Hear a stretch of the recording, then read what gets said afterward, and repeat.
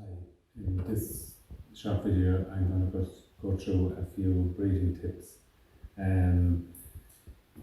that if after purchasing your Tailpainter, I suppose, to get the most out of it. I suppose number one is if you have in the past been getting excellent submission rates and pregnancy rates, you might think that this product is of no use to you, that you can't improve on your breeding. I suppose for the people that have already are in the top 10% getting good conception rates, and the advantage of this tool, it's labour saving and it's a safety tool. It removes the repetitive stress jumping up and down inside the pit to Tailpainter cows, and it saves the labour.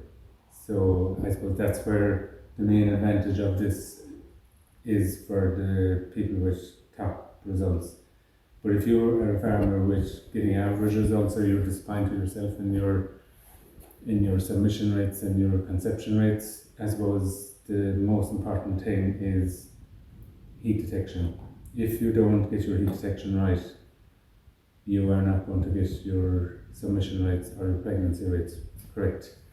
So the advantage here for the Tailpainter, for the farmer with the Tailpainter, is that he's going to tap up his cows more often. Is that where maybe you were falling down, or was it you found that you didn't tap up when you should have? Or I suppose the main thing is your advantage with the Tailpainter is it's not taking you extra time. No matter how busy you are, you can now tailpaint without it taking you extra labour, extra time.